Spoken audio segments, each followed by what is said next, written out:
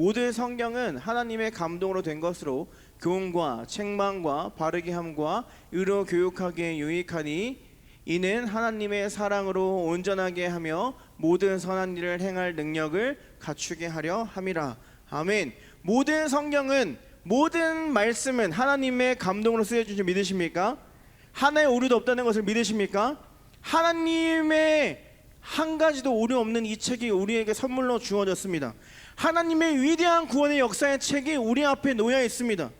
왜 주셨다고요? 17절에 보면 이는 하나님의 사람으로 온전하게 하며 모든 선한 일을 행할 능력을 갖추려 하게 함이기 때문입니다. 예수님의 옷을 입는 겁니다. 내가 이전까지는 옛사람으로 살아왔으나 이제는 내가 새 사람의 옷을 입는다는 거예요. 예수님이 믿자마자 완전히 달라진 삶을 사는 것이 아니라 내 옷을 하나하나 벗어서 새 사람의 옷을 입는다는 겁니다. 그런데 하나님이 그 시간을 기다려 주신다고요. 우리가 그렇기 때문에 매일매일 말씀을 읽어야 하는 겁니다. 말씀을 읽어서 하나님이 뭐라고 말씀하신 내가 깨닫고 옛사람을 버리고 새 사람을 입기 위해서 우리 말씀을 읽어야 된다는 겁니다. 우리가 유일하게 예수님을 닮아갈 수 있는 책이 바로 성경책이라는 거예요. 저한테 학생들이나 청년들이 자주 물어보는 질문, 대표적인 이야기 중에 하나가 전사님 저는 믿음이 없어서, 전사님 저는 신앙이 부족해서, 이런 이야기들을 합니다. 저는 믿음이 없어서 신앙이 부족해서 운을 떼며 말하는 친구들이 있어요. 뭘 얘기하려고 할까요? 이제 뭔가 그만하고 싶은 거예요. 찬양팀이든 교사든 뭐든 그만하고 싶어서 이렇게 운을 뗍니다. 선생님 저는 믿음이 부족해서, 선생님 저는 신앙이 부족해서.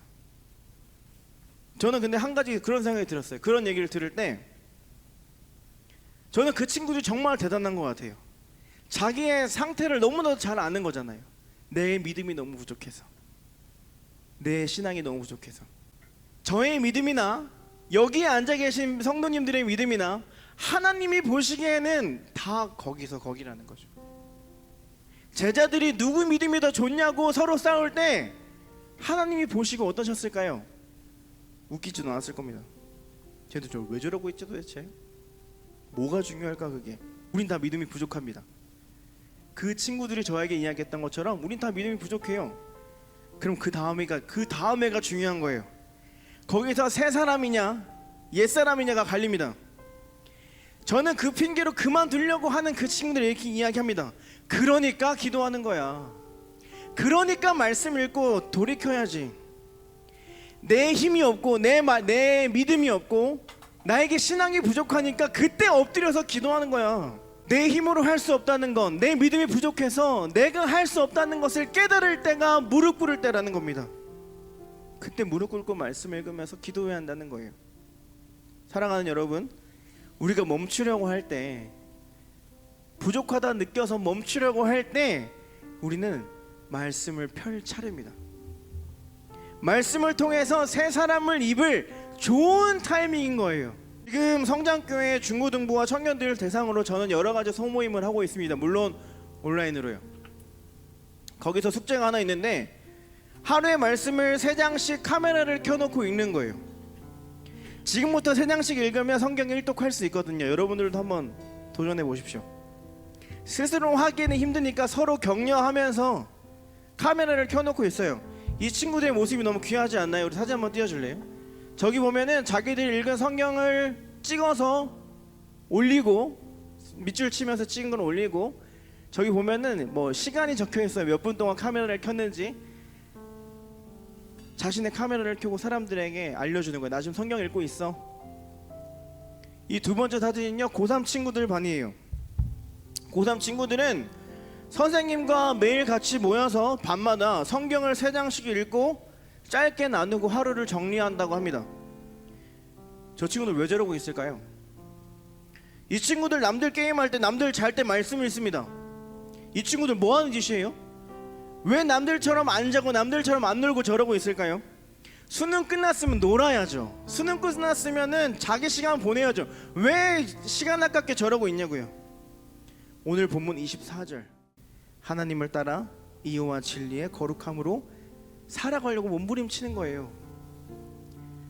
저 친구도 시간이 남아 돌아서 그런 게 아니라 저 말씀 지키려고 그런 거예요. 하나님을 따라 의와 진리의 거룩함으로 새 사람을 받기 위해, 새 사람을 입기 위해서 그 말씀 지키려고 저기 있는 거예요. 새 사람 입고 싶어서 몸부림치는 거예요. 사랑하는 여러분, 우리는 지금 내 모습처럼 살아가도록 예수님을 통해 가르침을 받지 않았습니다. 세상이 너무나도 악해져 있죠. 그런데 우리는 그렇게 살아가도록 배우지 않았어요. 코로나를 핑계로 우리의 신앙이 무너져 가고 있는데 우리 보고 그렇게 무너지라고 가르친 적 한 번도 없습니다. 내가 너와 함께 하겠다고 말씀하셨죠. 사랑하는 여러분, 우리에게는 하나님의 말씀, 이 성경책이 언제나 함께 있습니다. 하나님 우리에게 말씀을 읽을 하나님의 눈을 선물로 주셨어요. 그러면 읽어야죠. 그래야 하나님 뭐라고 말씀하신지 알죠. 청년들이 중고등부 친구들이 제일 많이 하는 질문 중에 그런 질문이 있습니다. 전사님, 어떻게 해야 하나님의 음성을 들을 수 있어요? 어떻게 해야 하나님의 마음을 알 수 있어요? 본인 여자친구의 마음도 모르면서 하나님의 마음을 알겠대요. 사람의 마음도 모르면서 하나님에 대해서 알고 싶어 한대요. 하나님을 가장 잘 알 수 있는 방법 어디에 있다고요? 성경에 있다고요. 성경을 읽지 않고 하나님의 음성을 듣는다, 성경을 읽지 않고 하나님의 마음을 안다는 것은 거짓말입니다. 넘어져 계십니까? 힘들고 지쳐 쓰러져 계십니까? 코로나 때문에 힘들어 하십니까? 그때가 기회죠. 여러분들이 성경을 필, 여러분들이 새 사람의 옷을 입을 그 타이밍인 겁니다. 하나님의 감동으로 쓰여진, 그래서 단 하나의 오류가 없는 이 성경책이 여러분들의 호흡이 되기를 주님의 이름으로 축복합니다. 하나님의 말씀이 여러분들의 생명이 되기를 주님의 이름으로 축복합니다. 그래서 그 하나님의 말씀을 따라 의와 진리의 거룩함으로 새 사람을 입는 여러분들이 되기를 주님의 이름으로 축복합니다. 2020년이 코로나 때문에 정신없이 지나갔습니다. 뭘 했는지도 모르겠어요. 아니요, 뭘 한 게 없습니다. 우리는 코로나로 핑계로 무기력하게 살아왔습니다. 내 안에 예수의 새 생명이 있는데 우린 내 힘으로 무기력하게 살았습니다. 예수님께서 내가 너와 함께겠다, 내가 너에게 새 힘을 주겠다고 말씀하시는데, 아니요 예수님, 난 필요 없어요. 그냥 나는 코로나 핑계 대면서 살고 있을게요. 그렇게 우리 무기력하게 살아왔습니다.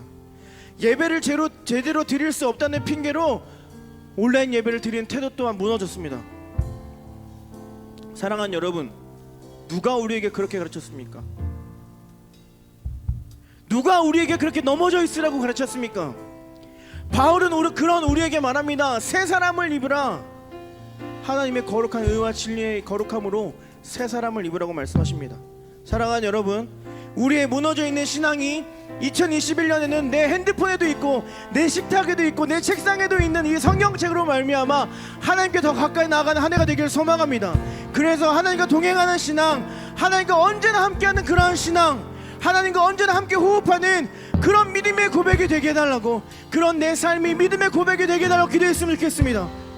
하나님, 내가 말씀으로 새 사람 있게 해달라고, 내가 말씀으로 회복하게 해달라고, 내가 말씀을 통해 하나님 앞에서 거룩한 삶을 살게 해달라고, 내가 말씀을 통해서 세상의 빛과 소금 역할을 능히 감당하는 내가 될 수 있도록 인도해달라고 우리 주여 세 번 부르고 우리 말씀을 생각하며 간절히 기도하도록 하겠습니다.